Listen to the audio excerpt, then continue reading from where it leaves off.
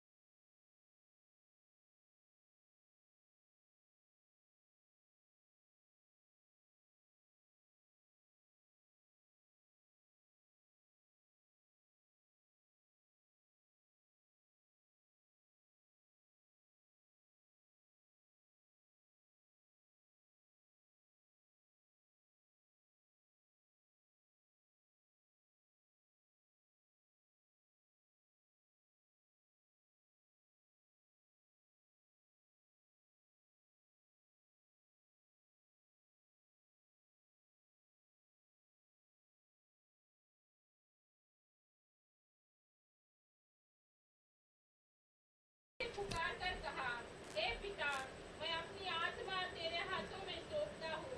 और ये कहकर प्राण छोड़ दिए। கடைசியாக தேவன் தன்னுடைய ஆவியை விட்டார்.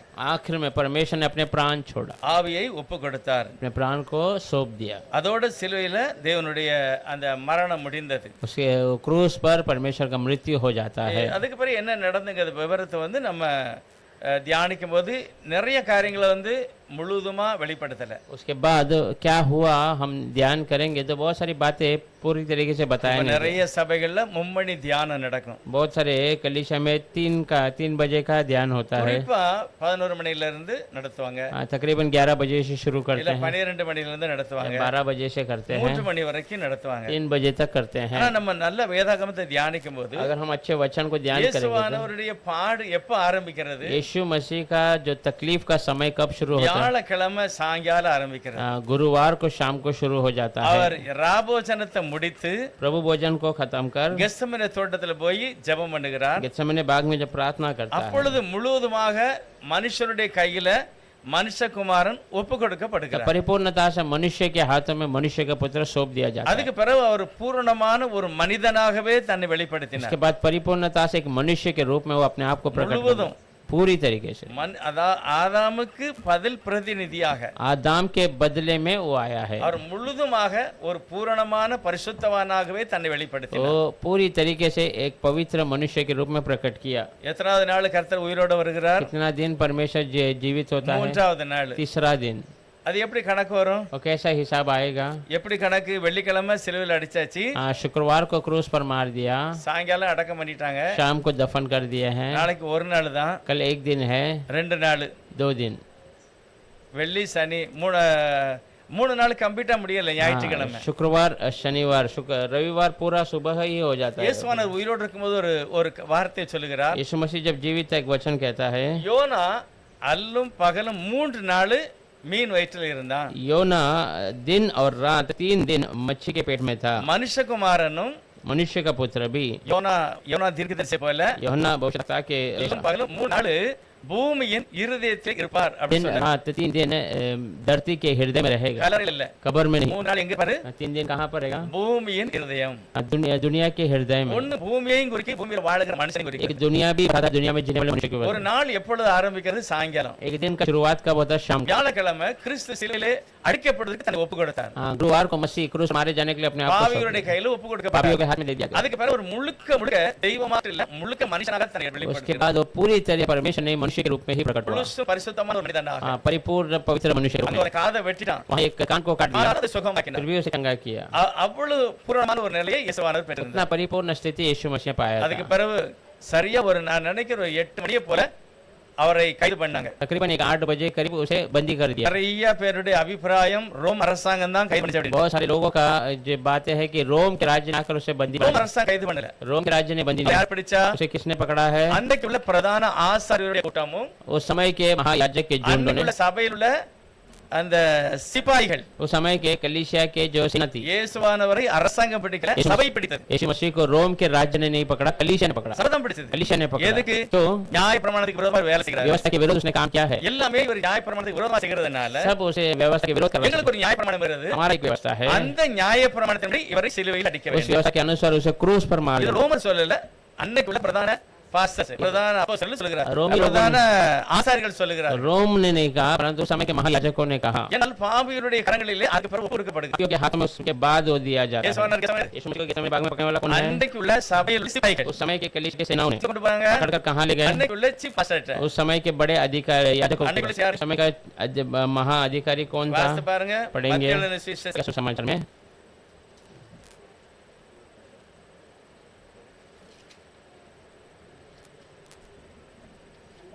ஆ, 87வது வசனம் 57, 57, 26ல 57. 26। பிடித்தவர்கள் அவனை பிரதான ஆசாரியனாகிய காய்பாவினிடத்திற்கு கொண்டு போனார்கள். அங்கே வேதபாரகரும் மூப்பரும் கூடியிருந்தார்கள். ஆ, இப்போ அங்க பாஸ்கரன்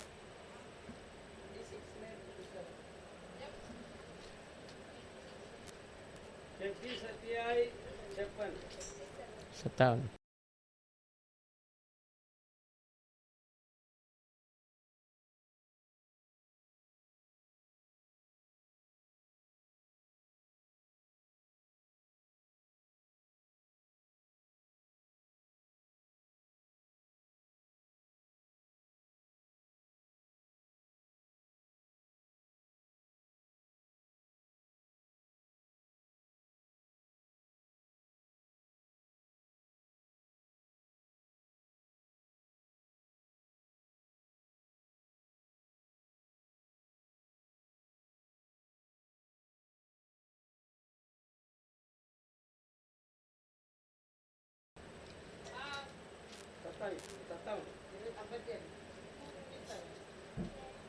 तब यीशु के पकड़ने वाले उसको काइफा नामक महायाजक के पास ले गए, जहाँ शास्त्री और पुरनिये इकट्ठा हुए थे।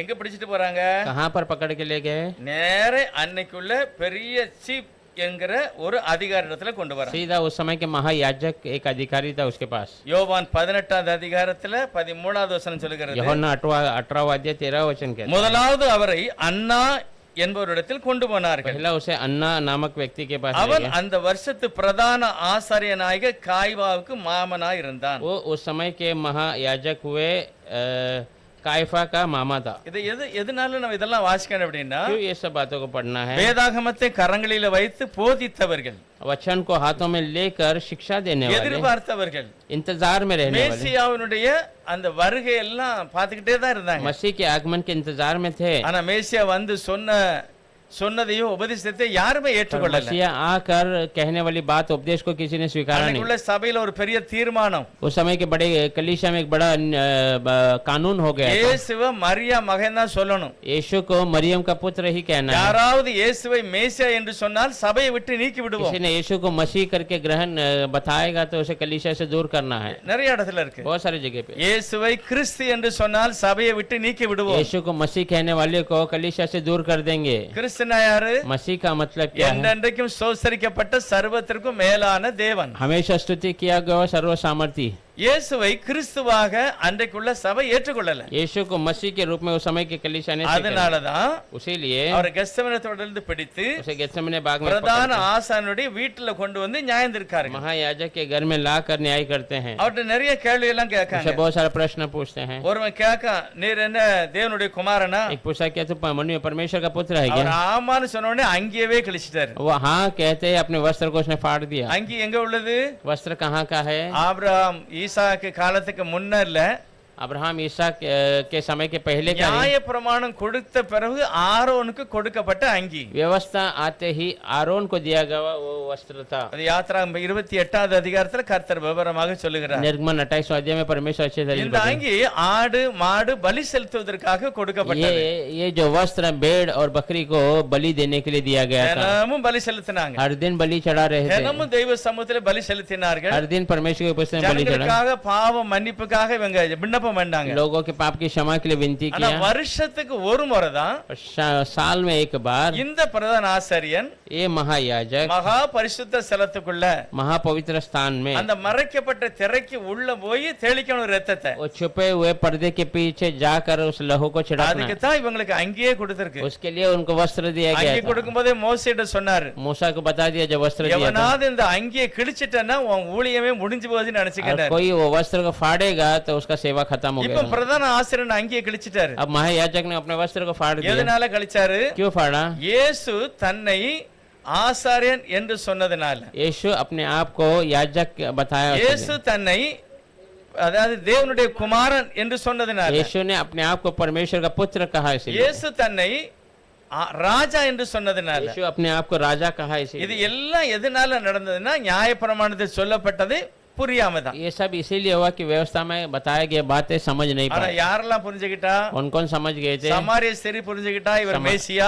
समार्य स्त्री जान गई ये तो मसीहा है। எத்தனையோ குருடர்கள் புரிந்து கொண்டார்கள் இவர் மேசியா. कितने ही अंधे जान गए थे मसीहा है। எத்தனையோ பாவிகள் புரிந்து கொண்டார்கள் இவர் மேசியான்னு. कितने ही पापी समझ गए ये ஆனா मसीहा। ஆசாரியன் புரிந்து கொள்ளாம पर याजक समझ அவரை नहीं पाए, நியாயம் தீர்த்து उसका न्याय करके அங்கேயும் கழிச்சாச்சு. अपने वस्त्र भी फाड़ இது दिए। எல்லாம் வியாழக்கிழமை ராத்திரி நடக்கு. ये सब गुरुवार के रात को हो गया। அப்ப இயேசு கிறிஸ்துடைய பாடு மரணம் வியாழக்கிழமையிலிருந்தே தியானிக்கலாம். यीशु मसीह का तकलीफ और मृत्यु गुरुवार से ही हम जानते हैं। வெள்ளிக்கிழமை காலையில शुक्रवार को सुबह என்ன நடந்து பாருங்க. क्या हुआ देखिए। காலையில 6, 6:30, 7 மணிக்கு सुबह 6:30 7 बजे के करीब நல்லா தியானிக்கணும். अच्छा ध्यान இது करना। வெறும் 3 மணில நடந்த விஷயம் இல்ல. ये केवल 3 घंटे में हुआ बात नहीं। யோவான் 18வது அதிகாரம் यूहन्ना 18वां अध्याय 28வது வசனம் சொல்லுகிறது, 28वां वचन कहता है, அவர்கள் காய்பாவினிடத்திலிருந்து இயேசுவை தேசாதிபதியின் அரண்மனைக்கு கொண்டு போனார்கள்.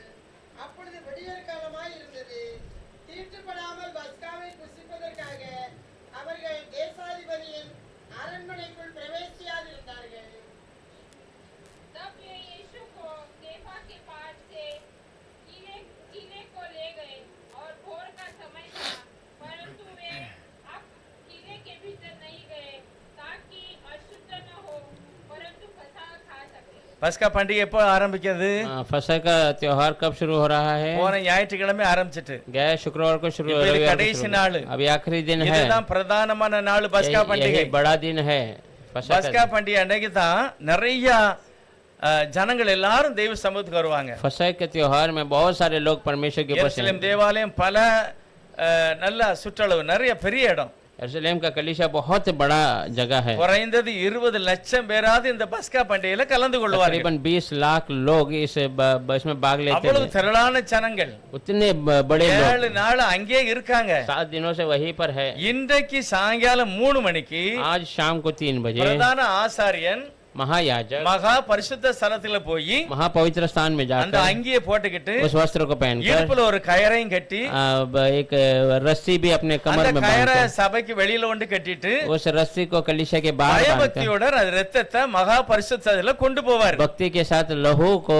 महापवित्र स्थान में ले जाएगा। ஒருவேளை அவர் தவறு உள்ளவரா இருந்தா செத்து போயிருவார். अगर वो गलत व्यक्ति है वहीं पर मर जाएगा। அதனால என்ன செய்யணும்? கயரை பிடிச்சு அந்த சவத்தை வெளியே எடுக்கணும். इसीलिए रस्सी से वो मरे हुए व्यक्ति को बाहर खींचना है। அதனாலதான் இடையில கயிறு போட்டிருக்காங்க. उसीलिए बीच में रस्सी बांधा हुआ है, அந்த கயிறை பிடிச்சு இழுக்கணும் அப்படின்னு. उसे पकड़कर खींचना ஆனா है। இன்னைக்கு எந்த ஃபாதருமே கயிறை நீளமா கட்ட மாட்டாங்க. आज कोई भी पादरी बड़े रस्सी नहीं बांधते हैं। ஏன் கட்ட மாட்டாங்க? क्यों नहीं बांधते அந்த हैं? கயிறை அறுத்தாச்சு, இப்ப அந்த கயிறு கிடையாது. अब वो रस्सी काट दिया गया, अभी वो नहीं है, அந்த பழுதாவும் கிடையாது. पर्दा भी नहीं है। இயேசுவானவர் மகா பரிசுத்த ஸ்தலத்திலே यीशु मसीह महापवित्र स्थान में இதுவரைக்கும் யாருமே கொடுக்காத ஒரு பலியை, अभी तक कोई न देने वाला वो बलि, யாருமே அந்த பலியை கொடுக்கல. कोई बलि नहीं दे पाया। அவர் அந்த வெளியேறப்பட்ட ரத்தத்தை वो बहुमूल्य लहू को அவர் கொண்டு வர்றாரு. वो ले जा रहा है। அவர் என்ன ஆட்டுக்குட்டி ரத்தத்தை கொண்டு வர்றாரு? कौन सा मेमने के लहू को लेके गया? யாரு கொண்டு போறது?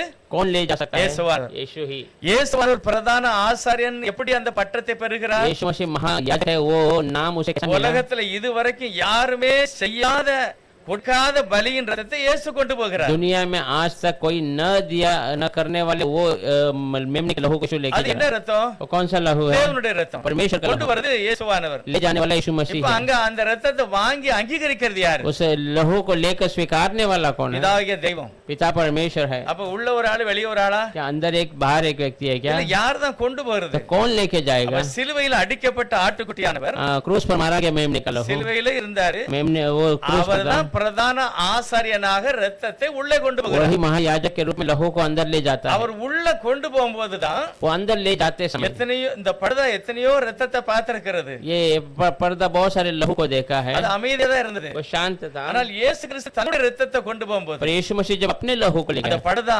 தானாகவே மேலிருந்து கீழ் வரைக்கும் கிழிந்து वो விட்டது. पर्दा अपने आप ऊपर से नीचे गिर की तरफ फट गया. அது தனியாகவே கிழிஞ்சிட்டு वो अलग होकर फट गया. கீழ இருந்து கிழிஞ்சா தொங்கிக்கிட்டே இருக்கும். हाँ, नीचे से फटा तो लटकता रहता ஆகவே था. பைபிள் சொல்லுது மேல இருந்து கிழிந்தது. बाइबल बताती है ऊपर से वो फट गया था. அந்த படுதானுடைய வெயிட் எவ்வளவு? पर्दे का वजन क्या है? 300 பேர் சேர்ந்தாதான் படுதாவே மேலே ஏறி போட முடியும். 300 लोग इकट्ठा होंगे तो उसे बाहर हुक में लगा सकते. 4 இன்ச் அகலமுள்ள படுதா. 4 इंच का वो चौड़ा एक पर्दा था. அவ்வளவு தடியான அந்த படுதா उतना जाड़ा वो पर्दा. இயேசு கிறிஸ்து ரத்தத்தை இயேசுவானவரே கொண்டு போகிறார். यीशु मसीह के लहू को प्रभु यीशु मसीह स्वयं लेके जा रहा அப்பதான் है. அவர் பிரதான ஆசாரியன். तब वो बड़ा याजक है. சாதாரண ஆசாரியன் இல்ல, மகா பிரதான ஆசாரியன். साधारण याजक नहीं, இயேசு சிலுவையில் இருந்தாரு. यीशु क्रूस पर है. ரத்தத்தை அவர்தான் கொண்டு வராரு. लहू को ही लेके जा रहा है. எத்தனை மணிக்கு? कितना बजे? 3 மணிக்கு கொண்டு போகணும். 3 बजे वो लेके ஆனா जाना है. காலையில ஆராதனை ஆரம்பிக்கு. सुबह आराधना शुरू हो गया. இந்த பரிசுத்தவான்கள், எந்த பரிசுத்தவான்கள் இயேசுவை கைது பண்ணினவர்கள்? ये पवित्र लोग जो यीशु को कैदी இப்ப பாருங்க, करने 18வது அதிகாரம் யோவான்ல यूहन्ना 18वां अध्याय में காய்பா வீட்டுக்கு போறாங்க. कायबा के घर पे இப்ப जाते हैं. ராத்திரி பூரா எங்க இருந்தாங்க? रात भर कहाँ पे थे? எங்க இருந்தாங்க? பெரிய பாத்தரையா வீட்டுல இருந்தாங்க. बड़ा पासान के घर पे थे. அதுதான் அண்ணா காய்பா. वही अन्ना है और ये कायबा.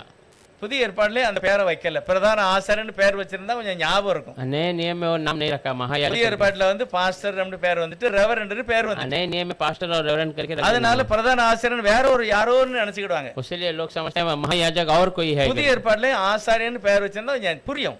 नए नियम में याजक का नाम रखा இப்ப रहता है. ராத்திரி பூரா 2 பிரதான ஆசாரியன் வீட்டுல நியாயம் தீர்த்தாச்சு. रात पूरा दोनों याजक के घर में न्याय कर लिए. விடிய காலம் सुबह ராஜாட்ட வருகிறாங்க. राजा के पास आते ராஜா हैं. யாரு? ரோம் தேசத்தை சார்ந்தவன். राजा कौन है? रोम का देश का அவன் है. அந்நியன். वो अन्य है. அவனுக்கு தெரியாது பைபிளை பத்தி. उसको बाइबल के बारे में पता नहीं है. அவன்கிட்ட போய் நியாயம் கேட்க போறாங்க. उसके पास जाकर न्याय पूछने ஆனா आते हैं. இவங்க எல்லாரும் நினைக்காங்க நம்ம எல்லாம் பரிசுத்தவான். पर ये लोग समझ रहे हम सब पवित्र हैं. இப்ப 7வது நாள் மகா பரிசுத்த பண்டிகை நம்ம கொண்டாட போறோம். रातवादी महा पवित्र त्योहार को मनाने நம்ம वाले हैं. அண்ணா காய்வா தான் ஆட்டுக்குட்டி ரத்தத்தை உள்ள கொண்டு போக போறாங்க. अन्ना और कायबा ही मेमने के लोगों को अंदर ले जाएंगे. இந்த இவன் இப்ப யார் வீட்டு வாசல்ல நிக்கும்? अब किसके घर के बाहर खड़े हैं? पिलात. பிலாத்து வீட்டு வாசல்ல நிக்கும். पिलात के घर के बाहर है. பிலாத்து மகா பாவி. पिलात तो बड़ा पापी है. வீட்டுக்குள்ள போயிட்டு நம்ம கையிலுக்கு போக கூடாது. इसके घर के अंदर जाएंगे तो हम कलीसिया नहीं जा அதனால सकते. வெளியே நிறுக்கிடுவோம் इसलिए बाहर ही खड़े हैं. அப்படின்னு அந்த ராஜா வீட்டுக்குள்ள போகாம வெளியே நிக்காங்க. वैसे वो राजा के बाहर घर के अंदर नजर यार। कौन है? அன்னைக்கு ஓசனான்னு படிச்சாங்களா அவங்க தான். उस समय में होसाना करके गीत गाते वही அப்படியே வெளியே நிக்காங்க. ऐसे बाहर खड़े हैं. ராஜா பார்த்தா राजा ने ஓ देखा இன்னைக்கு அவங்களுக்கு பண்டிகை. आज तो उनका त्योहार है. நான் ஒரு பாவினா அவன் என் வீட்டுல வர मैं மாட்டேங்கான். एक पापी हूँ इसलिए मेरे घर पे नहीं आ சரி रहा. பரவாயில்ல, அது நல்லா இருக்கட்டும் ठीक है वो अच्छा रहने देते. அப்படி சொல்லி காய்பாவே வீட்டை விட்டு வெளியே வரான். वैसे पिलात स्वयं घर छोड़कर बाहर आता है. வாசிக்கலாம் 28வது வசனம். पढ़ेंगे 28 अध्याय में. ஆதலால் பிலாத்து அவரிடத்தில் வெளியே வந்து இந்த மனுஷன் மேல் என்ன குற்றம் சாட்டுகிறீர்கள்? 27வது வசனம். அவர்கள் காய்பாரிடத்தில் வந்தபோது இயேசுவை தேசாதிபதியின் அரண்மனைக்கு கொண்டு போனார்கள். அப்பொழுது விடியற்காலமாய் இருந்தது. தீட்டுப்படாமல் பஸ்காவை புசிப்பதற்காக அவர்கள் தேசாதிபதியின் அரண்மனை அதாவது தீட்டுப்படாமல் பஸ்காவை புசிக்கணும். बिना दोष लगे बसखा का वो आरंभ करना है. பிலாத்து வீட்டுக்குள்ள போயிட்டோம்னா நம்ம தீட்டுப்பட்டுருவோம். अगर पिलात के घर पे गए तो हम गंदे हो அதனால जाएंगे. உள்ள போக கூடாது. इसलिए अंदर नहीं जाना है. 29வது வசனம் சொல்லுது 29 वचन कहता है. ஆதலால் பிலாத்து அவரிடத்துல வெளியே வந்து इसलिए पिलात उनके पास बाहर आकर இப்ப பேசிக்கிட்டு இருக்கான். अब बातें कर रहा है. ஏன் வெளியே வந்தான்? क्यों वो बाहर आया? வெளியே நிக்கவங்க எல்லாம் பரிசுத்தவான்கள். बाहर रुके हुए सब पवित्र लोग நம்ம हैं. அவங்க பரிசுத்தத்தை கெடுத்துற கூடாது. हम उनके पवित्रता को खराब அவன் नहीं இன்னைக்கு करना. பண்டிகைக்கு போறான். वो आज त्योहार के लिए जा रहा ஏன்னா है. மகா பிரதான ஆசாரியன் ரத்தத்தை அன்னைக்கு உள்ள கொண்டு போய் தெளிக்க போறான். हाँ बड़ा याजक आज लहू को लेके अंदर அதனால चला தான் गया. வெளியே வந்துட்டான். इसीलिए वो बाहर வெளியே வந்து ஆண்டவரை நியாயம் திருத்தெல்லாம் பார்த்துட்டாங்க. बाहर जाके न्याय नहीं அவன் करने का என்னெல்லாமோ முயற்சி பண்ண யாரும் அது கேட்கல. और बहुत प्रयास किया पर कुछ हुआ नहीं. பைபிள் சொல்லுகிறது 19வது அதிகாரம் 14வது வசனத்துல बाइबल बताती है 19 अध्याय में அந்த நாள் 14 பஸ்காவுக்கு ஆயத்த நாளா இருந்தது. वो दिन फसह का तैयारी का அந்த दिन था. பஸ்கா எங்க ஆரம்பிச்சது? वो फसह कहाँ शुरू हुआ? எகிப்தை விட்டு வெளியே வரும்போதுதான் பஸ்காவின் ஆரம்பம். मिस्र से बाहर निकलते समय बसका का அதே शुरू हुआ. நாள் தான் பஸ்காவை பலியிட வேண்டும். वही दिन फसह को बलि देना है. இன்னைக்கு அதுதான் அந்த நாள் தான். वही का दिन है. எகிப்தை விட்டு வெளியே வந்த நாள் தான் பஸ்கா பண்டிகை. मिस्र से बाहर आए हुए दिन ही फसह का அது त्योहार है. நிரந்தரமான ஒரு பஸ்காவை இயேசுவானவர் சிலுவையில செய்ய போகிறார். हमेशा का एक फसह को त्योहार को यीशु मसीह क्रूस पर படத்தை किया. எதனால கிழிஞ்சது? पर्दा क्यों फटा? இயேசு ரத்தத்தை கொண்டு வந்தாரா இல்ல வேற யாராவது கொண்டு வந்தாங்களா? यीशु मसीह लहू ले गए क्या और कोई?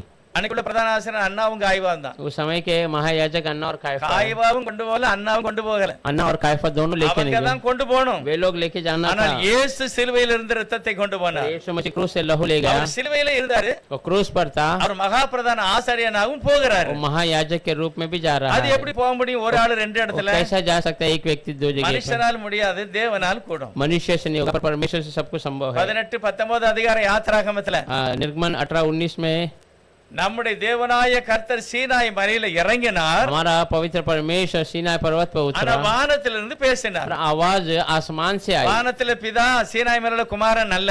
हाँ, आसमान में पिता और सीना पर्वत में पुत्र ऐसा नहीं। வானத்திலும் பிதா தான், அந்த சீனாய் மலையிலும் பிதா தான். हाँ, आसमान में भी पिता था और நம்முடைய सीनाई पर्वत தேவன் में भी எல்லா ஸ்தானத்திலும் நின்று மனுஷனை மீட்டுக் था। கொள்ளுகிறார். हमारा परमेश्वर हर स्थान में रहकर मनुष्य को छुड़ा देता ஒரே है। ஒரு காரியம் தான், एक ही कारण है, தான் உருவாக்கின மனுஷனுக்கு நிரந்தரமான ஒரு பாவ மன்னிப்பை கொடுப்பதற்காக अपने बने हुए मनुष्य को निरंतर पाप का क्षमा देना। அவர் இந்த உலகத்துல ஏறினார். दुनिया में उतर कर आया। बाइबल बताती இந்த ஒரு है, வசனம் வாசிக்கலாம். और एक वचन पढ़ेंगे, நானே வாசிக்கிறேன், கவனிக்க. 10வது அதிகாரம் எபிரேயர்களின் நிருபம் हेब्रू का किताब 10वां अध्याय 11வது வசனம் சொல்லுகிறது, 11वां वचन कहता है, எந்த ஆசாரியனும் कोई याजक நாடோறும் தினந்தோறும் हर दिन பாவ நிவர்த்திக்காக யாராவது கொண்டு வருகிற ஆடுகளையோ மாடுகளையோ பலி செலுத்துவார்கள். हाँ, कोई लेके आने वाला पाप का अन्युत के लिए भेड़ या बकरी को बलि चढ़ाते हैं। ஆவியானவர் மஸ்தா இருக்கிறார், ஒரே பலிகளை அநேகந்தரம் செலுத்துகிறவனாக நிற்பான். हाँ, एक ही बलि को हमेशा चढ़ाने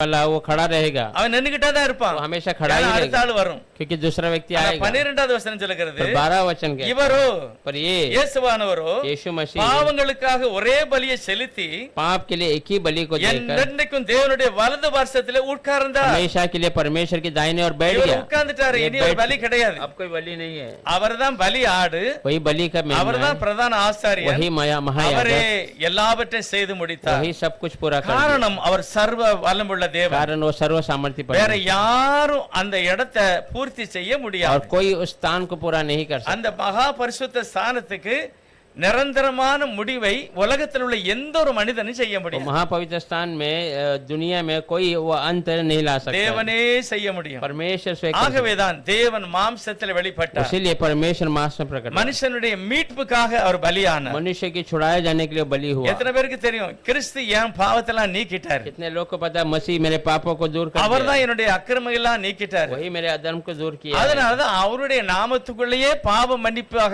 மீட்பு உண்டு. इसीलिए उसके नाम के अंदर ही पाप का क्षमा। அதனாலதான் இயேசுவனுடைய நாமத்துல ஞானஸ்நானம் கொடுக்கும்படி ஆவியானவர் சொல்லுகிறார். यीशु मसीह के नाम से बपतिस्मा लेने की पवित्र आत्मा कहता எப்ப है। சொன்னாரு? कब कहा था? இயேசுவனர் சொல்லிட்டு போயிட்டாரு, यीशु मसीह ने कह कर நான் गया, போகிறேன், मैं जा रहा हूँ, தேற்றவாளன் வரப்போகிறார், सहायक आएगा, அவர் என்ன சொன்னாரு அதுபடி செய்யுங்க, वो जो कहेगा उसी को என்கிட்ட करना, வயாம வந்து தொந்தரவு பண்ணாதங்கன்னு போயிட்டாரு. मेरे पास आकर हमेशा तंग मत करना चाहिए। ஆகவே 50வது நாள் பெந்தேகோஸ்து நாளைக்கு தேவ ஆவியானவர் ஊற்றப்பட்டார். 50वां दिन पेंटेकोस्ट के दिन परमेश्वर का आत्मा उड़ने பரிசுத்தா लगा। எப்ப வந்தாரு? पवित्र आत्मा कब आया? பெந்தேகோஸ்து நாள் அன்னைக்கு. पेंटेकोस्ट के दिन। எங்க இறங்கினார்? कहाँ पर उतरा? மேல் வீட்டறையில. ऊपर के घर में। ஏதாவது பேசினாரா? कुछ बातें की? இல்ல ஊமையாவே போயிட்டாரா? क्या बातें किए बिना चले गया? பேசினார். बातें की, தேவன் பேசினார். परमेश्वर ने என்ன बातें की। பேசினாரு? क्या बातें की?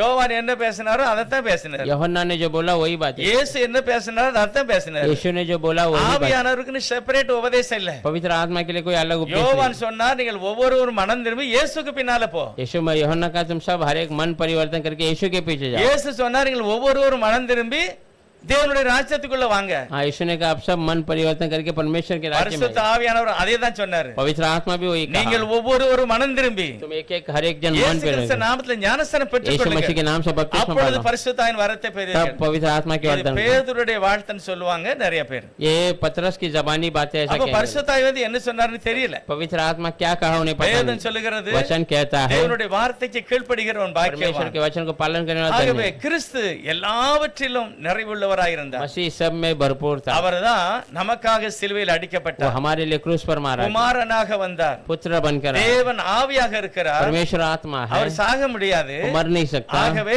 மரிக்கக்கூடிய மாம்சத்துல கிறிஸ்து வெளிப்பட்டார். मरने वाले मांस में मसीह प्रकट हुआ। எனக்கு பதிலாக मेरे बदले में எல்லா தண்டனையும் அவர் ஏற்றுக்கொண்டார். सारा दंड को उसने स्वीकार लिया। அதனாலதான் நமக்கு விடுதலை. इसलिए हमें छुटकारा। அதனாலதான் பழைய பாடல் புஸ்தகெல்லாம் பார்த்தீங்கன்னா எல்லா பரிசுத்தவான்களும் பாடுவாங்க. इसलिए पूरा पवित्र लोग पुराने இயேசுவையே துதிசை, இயேசுவையே துதிசை. यीशु को ही स्तुति करो, यीशु को ही இயேசுவை நீ ஆராதிக்கணும். यीशु की ही இயேசுவதான आराधना, மகிமைப்படுத்தணும். यीशु की ही जो महिमा। காரணம் தேவன் மாம்சத்தில் வெளிப்பட்டார். कारण परमेश्वर मांस में प्रकट எனக்காக மீட்பை உண்டு हुआ। பண்ணினார். हमारे लिए छुटकारे को அவர் दिया। மகா சத்தமாய் ஜீவனை விட்டார். बड़ी आवाज में अपने प्राण दिए। கல்லறைகள் திறந்தது. हाँ, कबर खुल गया। பழைய ஏற்பாட்டில் உள்ள பரிசுத்தவான்கள் எல்லாம் எழும்பிட்டாங்க. पुराने नियम के पवित्र लोग सब தேவாலய திரைச்சல ரெண்டா கிழிஞ்சு போச்சு. द्वार का अपना मंदिर का बड़ा ஆமோஸ் தீர்க்கதரிசி சொல்லுகிறார், आमोस भविष्यद्वक्ता कहता உன்னுடைய है, பண்டிகை நாள் துக்கமாய் மாறி तेरे போய்விட்டது. त्योहार का दिन दुखी दिन हो जाएगा। பட்ட பகல்ல பஸ்கா பண்டிகை அன்னைக்கு இருட்டாய் மாறி விட்டது. हाँ, दोपहर के फसह के त्योहार के समय अंधकार हो பட்ட गया। பகல்ல என்னைக்கு இருட்டாச்சு? हाँ, दोपहर में कभी अंधकार होता था। என்னைக்கு இருட்டாச்சு? कब अंधकार हुआ? அந்த பஸ்கா பண்டிகை அன்னைக்கு தான் இருட்டு. वो फसह के त्योहार के समय में ही ஆனால் अंधकार। இயேசு பலி பூரணமா ஏற்றுக்கொண்டதனால यीशु मसीह ने बलि को पूर्ण तरह से स्वीकारा। இன்னைக்கு நமக்கு நித்திய ஜீவனை आज தந்திருக்கிறார். हमें अनंत जीवन அந்த मिला है। கர்த்தர் இயேசு உங்கள் ஒவ்வொருவரையும் பாவம் மன்னித்து மீட்டுக் கொள்வார். ओ प्रभु यीशु आप हर एक के पाप को क्षमा कर छुड़ा देगा। பரிசுத்த ஆவியானவர் தாமே நம்மளை நித்திய ஜீவன் வரைக்கும் நடத்தணும். पवित्र आत्मा स्वयं हमें अनंत जीवन तक இயேசு चलाए। சொன்னார், உலகத்தின் முடிவு பரியந்தமும் यीशु ने कहा दुनिया के अंत तक, சகல நாட்களிலும் हर एक दिन तक நான் உங்களோடு கூட मैं இருப்பேன். तुम्हारे साथ எப்படி रहूंगा। இருப்பாரு? कैसा रहेगा? பரிசுத்த ஆவியானவராக. पवित्र आत्मा के रूप में। அந்த ஆவியானவர் நம்மளோடு கூட இருக்கிறார். वो आत्मा हमारे साथ எல்லாரும் है। ஜெபம் பண்ணலாம். हम सब प्रार्थना करेंगे। மகிமையான சர்வவல்லமையுள்ள நித்திய பிதாவே ஸ்தோத்திரம். महिमा का सर्व सामर्थ्य अनंत पिता எங்கள் धन्यवाद। ஒவ்வொருவரையும் மீட்டுக் கொள்வதற்காக, हम हर एक को छुड़ाए दें, பாவ மன்னிப்பை கொடுப்பதற்காக, आपका क्षमा देने के लिए, ஜீவனை கொடுப்பதற்காக जीवन को देने, பிதாவாகிய தெய்வம் மாம்சத்தில் पिता வெளிப்பட்டார். परमेश्वर मांस में प्रकट हुआ, ஆட்டுக்குட்டியாக मेमने வெளிப்பட்டார். के रूप में प्रकट हुआ, நித்திய பலியாக எங்களுக்கு अनंत बलि के रूप में ஒப்புக்கொடுக்கப்பட்டார். பாவ மன்னிப்பாக மீட்பை आपके கொடுத்தார். लहू से पाप का क्षमा छुड़ा இயேசு दिया। கிறிஸ்துவின் இரத்தம் சகல பாவங்களை நீக்கி நம்மை சுத்திகரிக்கிறது. यीशु मसीह का लहू सारे पापों से निकाल அப்படிப்பட்ட कर மகிமையான நாளை நான் ऐसे ஞாபகப்படுத்துகிறேன். महिमा के दिन को हम याद இந்த करते हैं। வசனம் முழுவதுமாக அநேகருடைய வாழ்க்கையில மாற்றத்தை ரட்சிப்பையும் கொண்டு வரட்டும். वचन के द्वारा बहुत सारे लोगों के जीवन में இந்த बदलाव வேதத்தை होता है। வாசிக்கிற ஒவ்வொரு சனமும் மீட்கப்படட்டும். वचन को पढ़ने वाला हर एक लोग छुड़ाए जाए। பாவமும் சாபம் எல்லா அக்கிரமங்களும் அநியாயம் நீக்கப்படட்டும். पाप श्राप सारे अधर्म இயேசுவே என்று ஜெபம் பண்ணுகிற எந்த ஒரு மனிதனானாலும் यीशु करके प्रार्थना करें कोई भी இயேசுவின் मनुष्य, நாமத்தினால பாவ மன்னிப்பு பெற்றுக்கொள்ளட்டும். यीशु के नाम से पाप के क्षमा கர்த்தர் அப்படிப்பட்ட நித்திய மீட்பை வைத்திருக்கிறபடியால் प्रभु ऐसे ஸ்தோத்திரிக்கிறோம். सच्चा छुटकारे को உம்முடைய रखा நாமம் दीजिए। மகிமைப்படுவதாக. आपके नाम के महिमा, எல்லா துதி கனம் மகிமை எல்லாம் நாங்கள் உமக்கே சொல்லுகிறோம். सारा स्तुति आदर महिमा आप ही को देते हैं। இயேசுவானுடைய நாமத்தினால प्रभु பிதாவே. यीशु मसीह के नाम से मांगते हैं पिता। ஆமென். आमीन।